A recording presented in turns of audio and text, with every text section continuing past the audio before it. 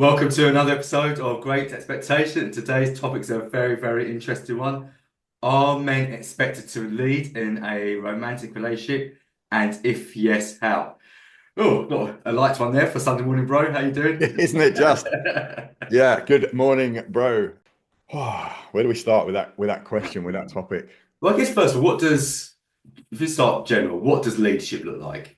Exactly. That's the great place to start, isn't it? Mm. Because so many times when we pose that question, are men expected to lead? And it can trigger, I think, many reactions in terms of men thinking I make all the decisions, I'm the head of the family, and all those traditional values and thoughts that have gone into relationship. And then actually, if we broke down what leadership looks like, I think we can probably unpick it to be something a little bit different. Because I think leadership in a relationship is probably similar to leadership in a company, Yes, where yeah. and you need a leader. Very few companies survive without a leader. Very few countries survive without a leader. And I would think very few relationships survive without a leader as well.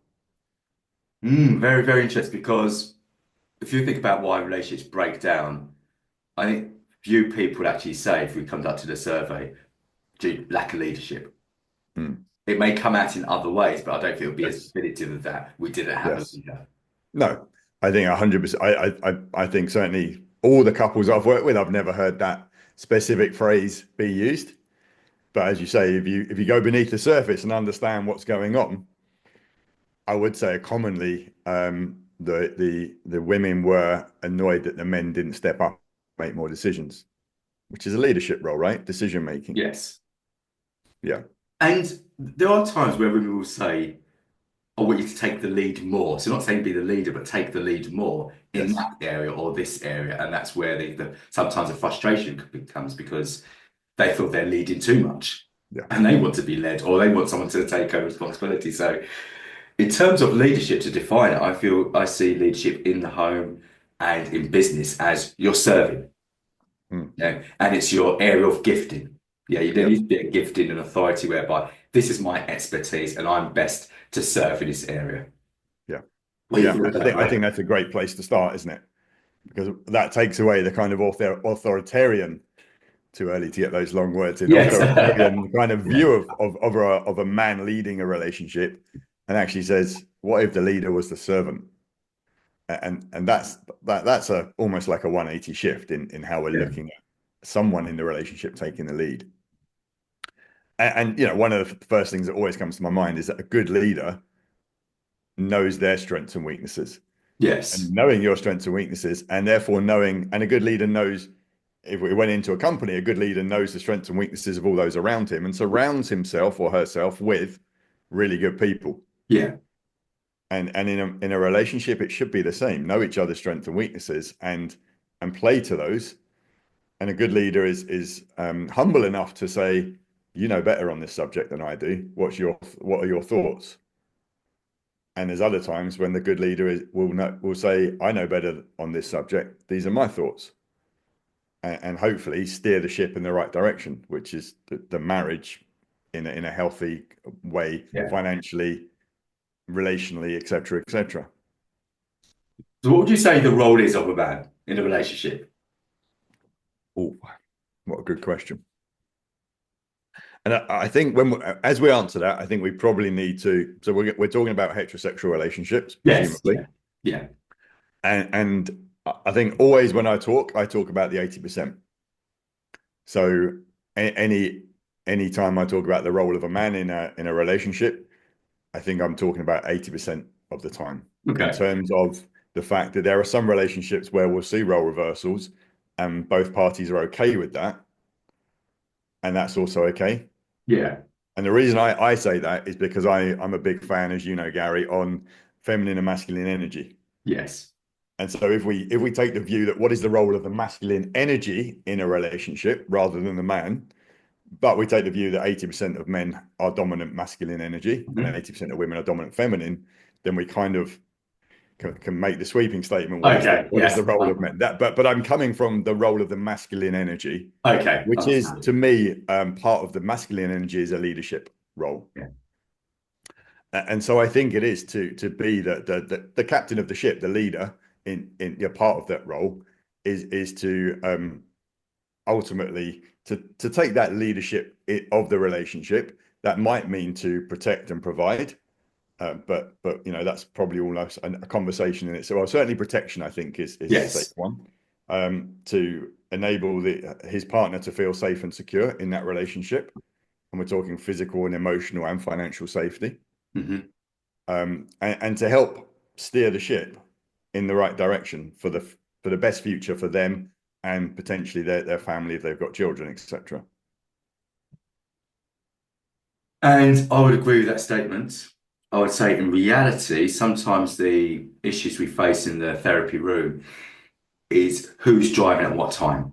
So you can Hmm. say like the role of the man is to lead in those areas that you said, and essentially their primary responsibility is to provide and protect, and protect, mentally, emotionally, physically, and some would even say spiritually.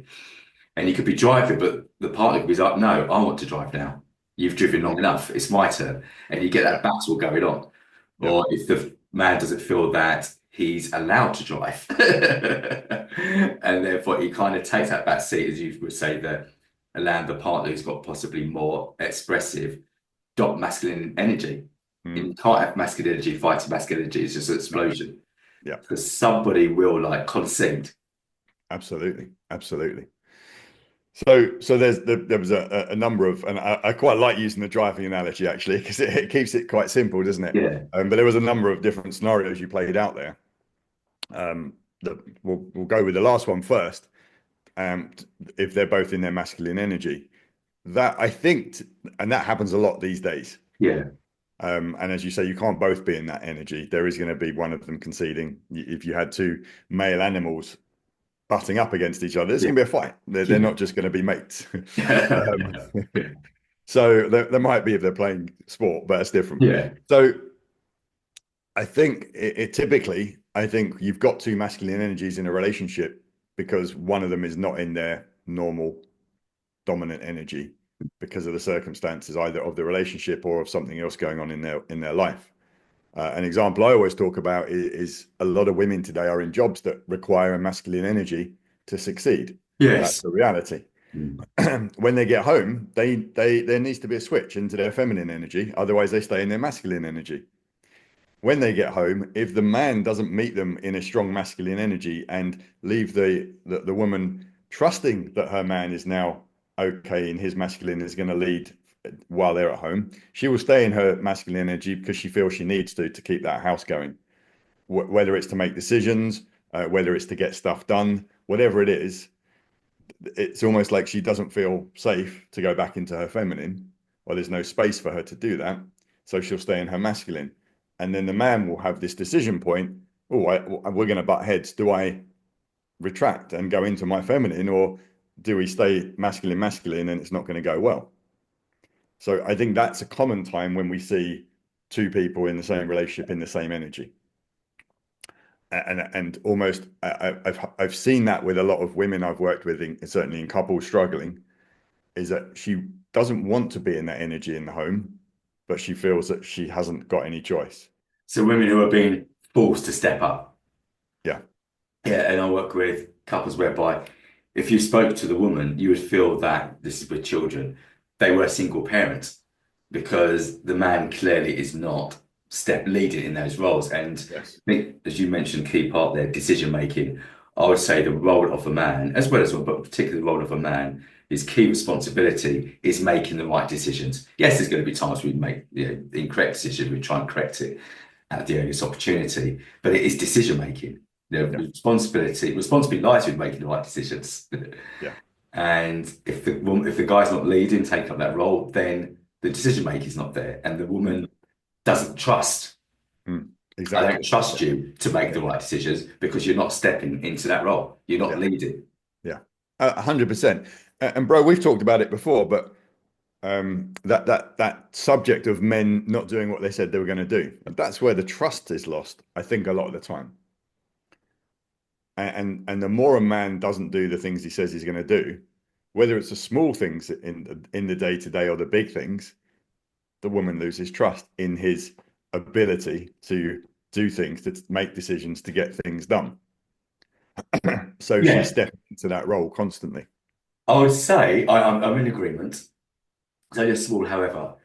Women are great recorders. Okay, they don't forget. So a guy can say something Absolutely. flippantly or casually that he's going Mm, to do or this. yeah. That's still going to be recorded. Then there's going to be things where he's intentional. I am going to do this, and that's not done. So you've got the intentional not done, the casual not done, and the flippant not done. These could think, I've got a guy who doesn't do anything. Yeah. He's all 100%. talk. Because a woman can replay. You said on that date and that you were going to do this. 100%. Yes. Yeah. They do not forget. You're right. You're right. She'll be slated for saying, but I think it's the truth. It's Yeah. remarkable the things we are reminded that we said Yeah. when we probably have no recollection. No, I meant to say Doesn't mean they're that. lying, that You they're said in telling your us we dream, said I it. remembered. Yeah, yeah. Yeah, when AI has progressed to a point where everything we ever say is recorded, then all of Yeah. these disputes will be laid to bed. But in the meantime, yeah. So is that the responsibility for us as men to be a little bit more careful with the things we say we're going to do and not make these flippant comments? Because I've certainly been guilty of over saying things that I'm going to do, and I've really learned now to hold my own, to kind of keep my own counsel on that and say, don't say it unless you actually mean you're going to do it, and unless there is an intention to do it. That's step one. And step two then is, okay, make sure you do it, or at least be seen to be trying to do it. Yeah. I mean, we're not perfect. We're not going to achieve everything we say we're going to do, but where's at least let's see some effort. At least let's see us trying to do these things.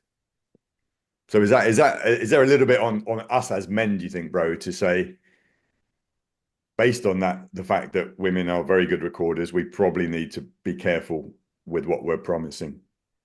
Yes, very much so. And as you talk, what's just come to me is I would say women are doers. They are action. Even though we may joke and say women speak more than men, but I would say they'll just get on and do it.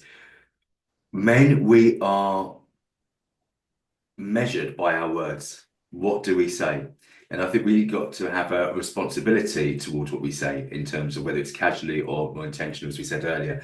And I remember someone saying to me a few years ago, and it's wise words, Gary, don't be careful of over-promising Mm, because people listen to your words. And if you mm, say you're going to do this and you don't quite do it, you forget, then it's like, I'm trusting you. I'm trusting what you say. And so I no longer feel like I can trust what you say. So I think probably one of the earliest steps is men, like what comes out of our mouth, because we may not say a lot, but when it's done, it's heard. Okay. And it's mm, believed until mm. the evidence is not there to back it up. Yes, absolutely. And the more we make that mistake, the harder it is then to be trusted and to come back from there. Because the other side of it, then we start doing things, and we see this a lot with couples. I certainly have, that the man then starts to put right and do the things that he said he would do. Um, but it takes a lot longer to rebuild the trust than it would have done if you hadn't gone down that path in the first place. And a month later, they're not seeing the big change that they hoped they'd see, because for a month they've been doing the things. And I say, you're being tested, because 5 years of not doing it, 1 month of doing it, your partner still thinks you're going to revert back to the 5 years in a minute. Yes. And So then you're right, the woman's then left with, okay, I just choose to live a life with somebody, but I don't believe what they say, or which then means I now to depend on myself, or I need to find somebody else. yeah, But absolutely. the thing is here, I cannot trust you. Yeah, I don't, you're not trust in terms of you're going to harm me, but I cannot believe in you to lead this yeah. family. That's it. Because when we talk about trust, typically we're like, well, I haven't been unfaithful. What do you mean you don't trust me? Or like you say, I haven't been violent towards you. So why don't you trust me? But trust is all those micro things that we say and we do. And as you were talking, I thought two phrases: say less, do more, and actions speak Yes, louder than words. And it is, yes, as men, if we got on and did things and we didn't tell our partners that we were going to do them, as long as they're not bad for us or for the yes. relationship, Yeah. actually they'll be sitting there thinking, wow, he's getting on and doing it. Mm. And I mean, that's certainly something I'm trying to live by, and far more now, is that these are my goals for the year, and I don't need to tell you them all at the beginning of the year. You'll see them play out over the year. and they're not going to cause any harm to anyone, but they're going to cause good. So now I'm just going to crack on and do them. Are we being harsh with men, bro? And I'm asking this question because we know the facts are there's less boys becoming men with male role models around, including a dad or a stepdad. So who's actually teaching men how to be men, and especially in a relationship? So is it easy to know if this is your role in a romantic relationship? These are your key responsibilities. Normally, a father will pass it on to his son. Yeah. And years ago, it'd be very traditional. It was simple. You go out there, you provide for your home. That's the role of a man. That's your responsibility. At the end of the week, you put the money on the table that's there to look after your family. That's your role. That's your responsibility. Yes. The roles have become very blurred since those days, 100%. And I Mhm. think there's a lot of reasons for that. Um, because there's for me now, everything I look at, everything I read tells me that there's a confusion as to what our roles are.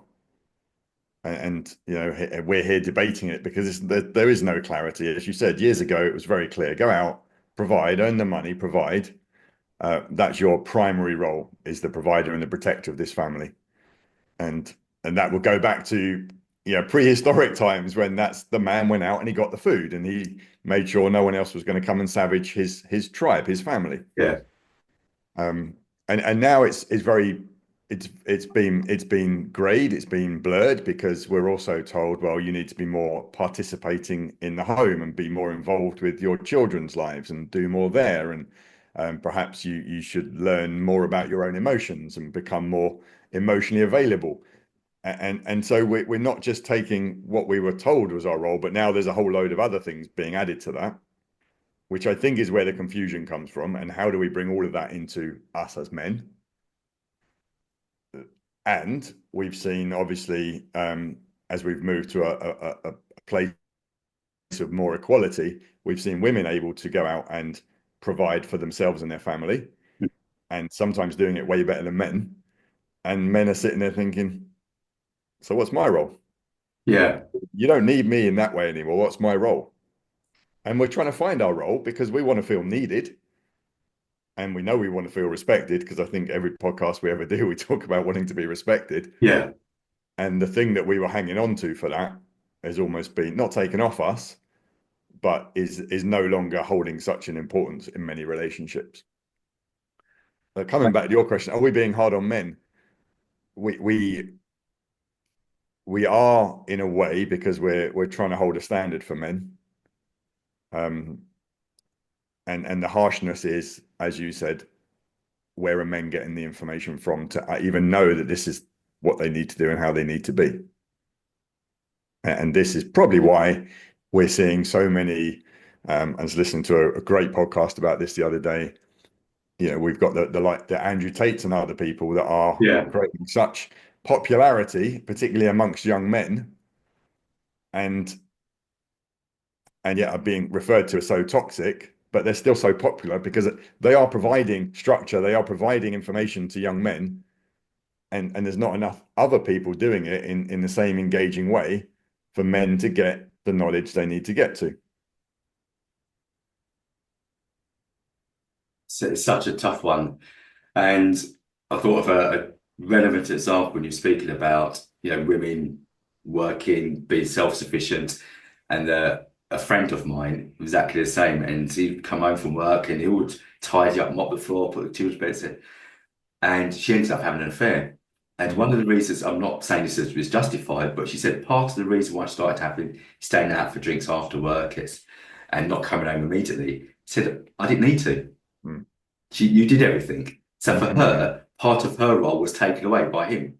And it's like, Yeah, well, I don't fascinating. need to rush home. The dinner's going to be ready there. So I can stay for one drink, which became two. You then start speaking to someone too often. Yeah, And next minute, and it was crazy. yeah. She said to him, I didn't need to come home. Mm. You did Very everything. interesting.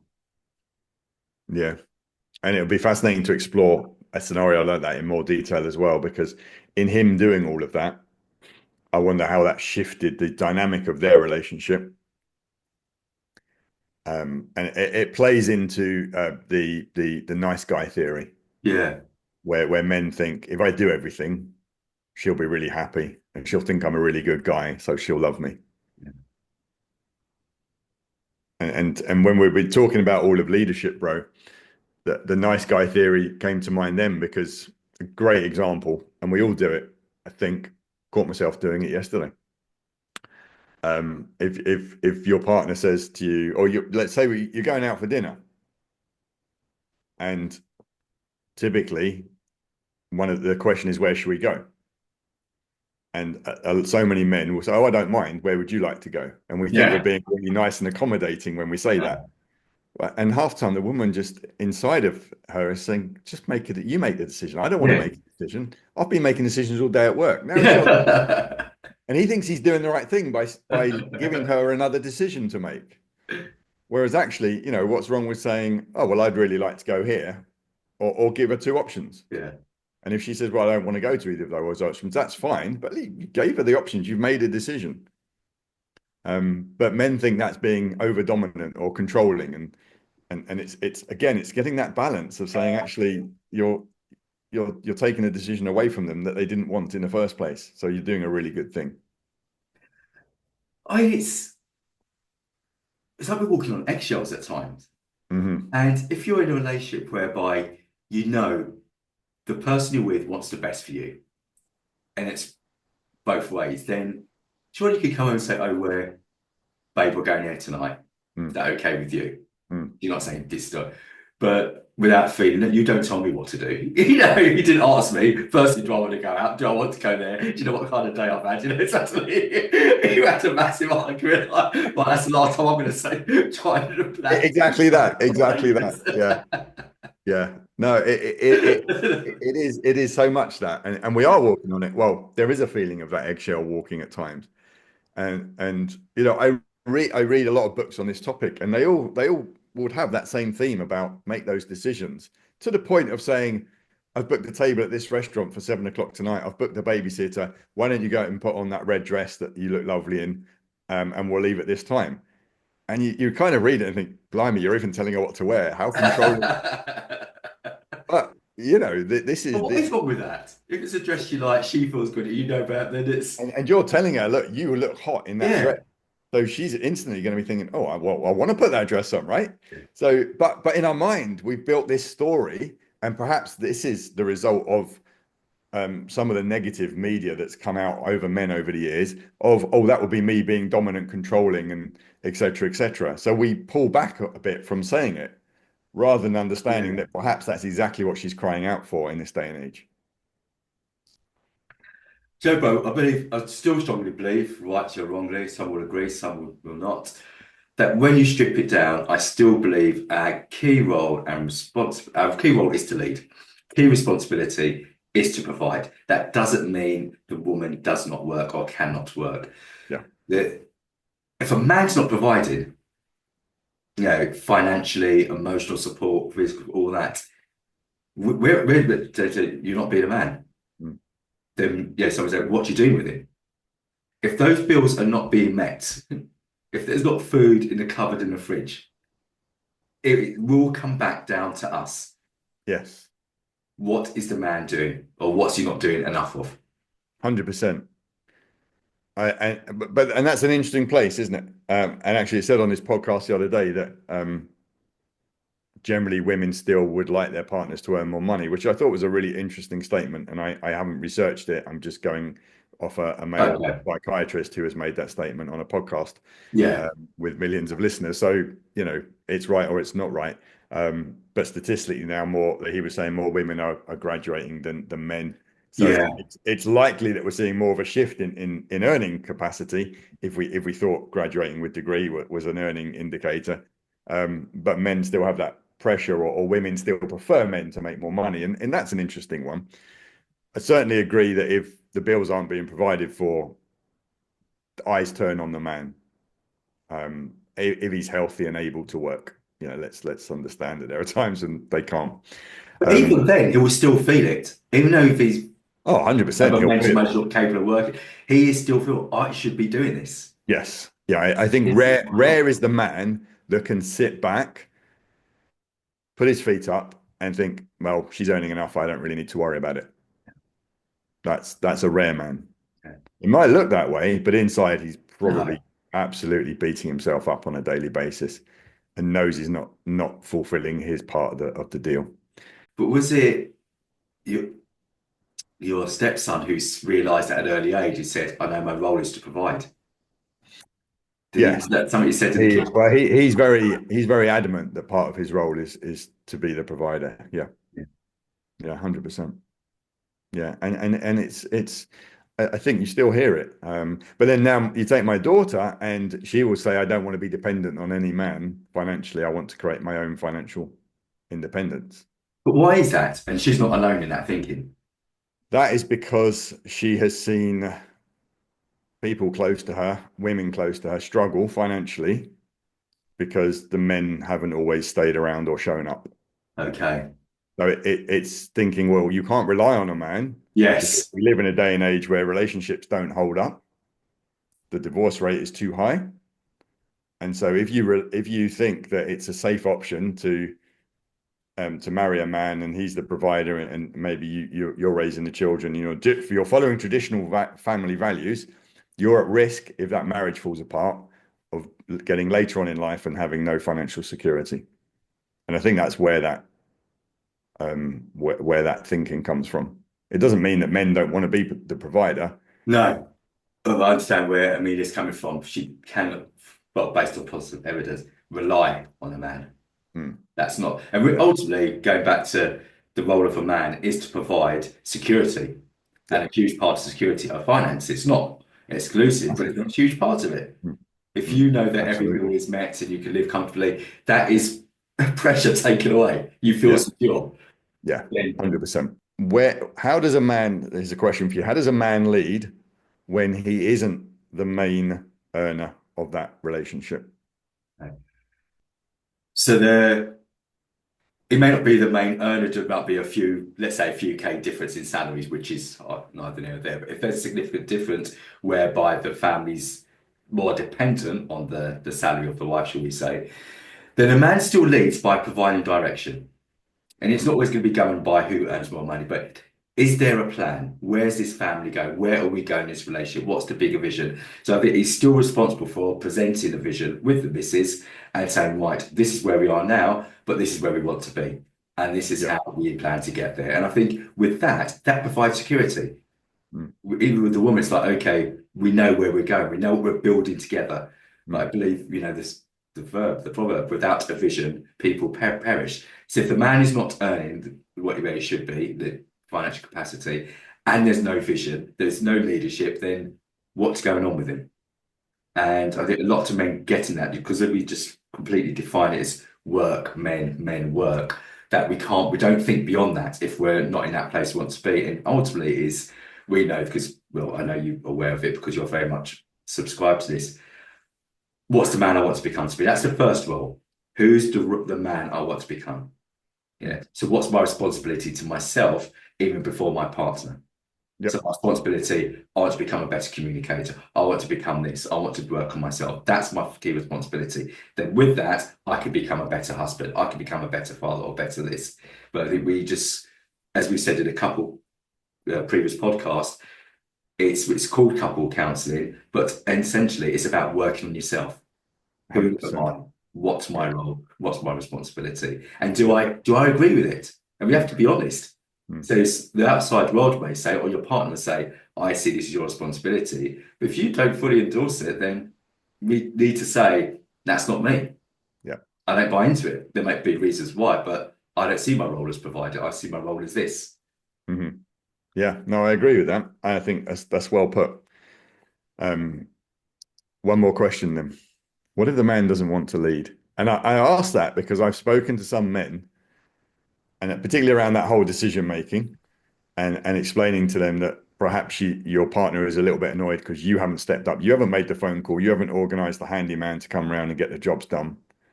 And they'll be like, oh, I just don't want to. It's exhausting.